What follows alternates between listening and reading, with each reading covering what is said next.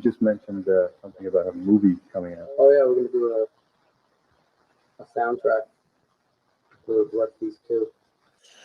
We're gonna do a soundtrack to Bloodfeast 2. Okay, eventually there was a Bloodfeast 2. I have it. It's right on the shelf over there. But Bloodfeast 2 didn't come out till like 2004. It has John Waters in it, by the way. Glenn said they were gonna do a soundtrack for Bloodfeast 2. Be like a few actual songs and then actually some soundtrack music, you know, like the stuff you do in the back. A soundtrack for Bloodfeast 2. Be like a few actual songs and then actually some soundtrack music, you know, like the stuff you do in the background of the movie. Mm-hmm. Plus a few music. So he's saying that we're gonna do a soundtrack with like ambience, like the stuff that you hear from the movies for Bloodfeast 2. I know they got a few other bands lined up to do just songs on it. Could be interesting. Any release date on this? Or? Well, the movie should be ready next year to be released. It's like a takeoff on the original Bloodfeast, Herschell Gordon Lewis movie. That's the movie that actually started all the gore in movies back in the 60s. The only place the movie could play was like X-rated theaters because of the gore. Wow, that is so cool. All right, so nowhere has it ever been documented that, at least so Glenn claims, like they're going to do the soundtrack for Bloodfeast 2. They're going to do, it's not just their like songs that they're going to do, or they might do some songs, but they're going to do like the ambience, but the movie is not going to be ready until next year. How does he know that? Herschell Gordon Lewis ended up making Bloodfeast 2. So who was it? Oh, wow. You know what? I wonder if, okay, so there was another film that is based on Bloodfeast. It's called Blood Diner, VHS film. Hold on 1 second. I'm going to get it right now. Wait. Don't move. Don't you move. Where is it? Where is it? Blood Diner. Blood Diner.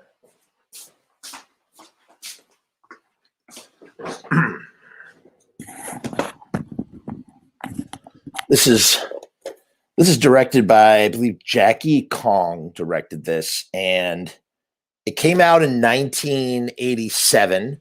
It was written by the dude who Dookie Flyswatter, Michael something wrote it.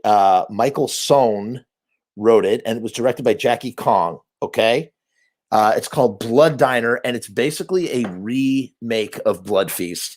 This is the actual copy from my video store, from my personal horror section that I used to love going to as a kid. Oh, God, do I miss it. Be Kind, Rewind, Music Plus Movies. I wonder if this is the film that Glenn is talking about. Was it Blood? Was it Bloodfeast? Well, I mean, was Bloodfeast 2 actually going to be Blood? Would Bloodfeast 2 turn into Blood Diner 5 years later? He said other bands were going to be on the soundtrack, because I've never heard of anything about Bloodfeast 2, back in the 80s. Bloodfeast 2. Now I got to check it out. Let's take a look. Let's do a little detective work here. So Bloodfeast 2 came out in Bloodfeast 2 All You Can Eat came out in 2002, right? It's directed by Herschell Gordon Lewis as well. John Waters is in it. Detective Loomis, blah, blah, blah. Fuad's in it. No, but there's nothing about a 1982 version that I am seeing. So is it possible that the Bloodfeast 2 that the Misfits were going to be on is actually or would turn into Blood Diner? By the way, this guy Dookie Flyswatter, he is the lead singer for a band who wrote this movie. He's the lead singer for a band called Haunted Garage. Shout out to Kevin Rankin, Kevin 45, who listens to this show. He's a huge Haunted Garage fan. As a matter of fact, he's the reason why I know who Haunted Garage is in the first place. But I had never made the connection that this guy was also that guy. Kind of interesting.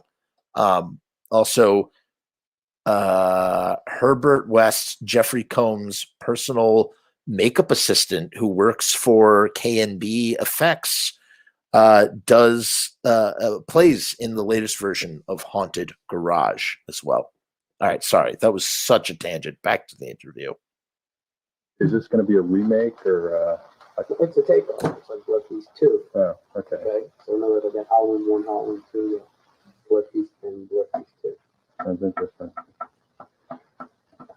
Let's hear the upcoming single. Good. Good. You like it? I like it. Yeah. It's not like, we do fast for the sake of being fast. We try to, on this next record, we try to, do some regular Misfits stuff, and, in our past culture, all that stuff.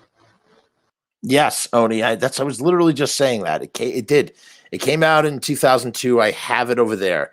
But this is just insane. I've never heard anything like that. I never heard that there was that the Misfits were supposed to do a soundtrack. Now, here's my question.